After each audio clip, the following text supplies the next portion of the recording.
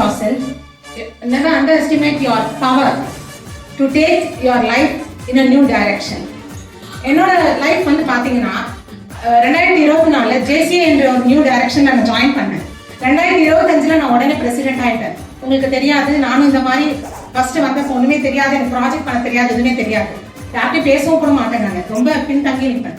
ஆனால் இந்த ஜேசிஏ ஆர்கனைசேஷனில் நான் எல்லா ட்ரைனிங்ஸும் அட்டன் பண்ணி நம்ப மாட்டீங்க, ஒவ்வொரு ப்ரோக்ராமாக பண்ணேன். எனக்கு அந்த அளவுக்கு தைரியத்தை கொடுத்தது ஜேசிஏ. அப்புறம் படிப்படியாக ஒவ்வொரு ப்ரோக்ராமையும் பண்ணி 100% எஃபிஷியன்சி என்றதை அட்டைன் பண்ணுறேன். அந்த நாள் என் வாழ்க்கையில் மறக்க முடியாத நாள். நான் ஒரு பெரிய சாதனையை அடைஞ்ச மாதிரி ஃபீல் பண்ணேன். அதாவது ஃபர்ஸ்ட் சேரும்போது எப்படி இருந்தனோ அதுக்கான டிரான்ஸ்ஃபர்மேஷன் என்கிட்ட நானே பார்த்தேன்.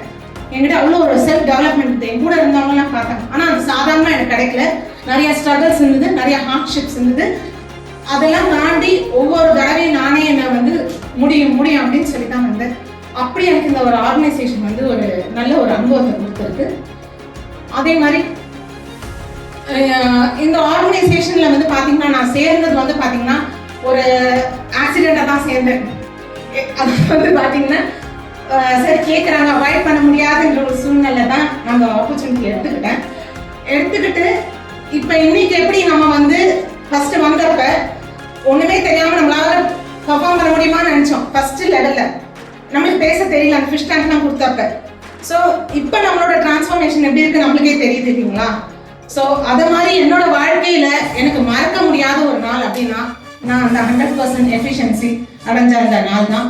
நான் உண்மையாக தேங்க் பண்ணுறது இந்த ஆர்கனைசேஷன் ரொம்ப தேங்க் பண்ணோம். நான் மட்டும் இல்லை, இன்னைக்கு நம்மளும் இவ்வளோ டிரான்ஸ்ஃபர்மேஷன் கொடுத்துருக்கோம். Thanks to JCA.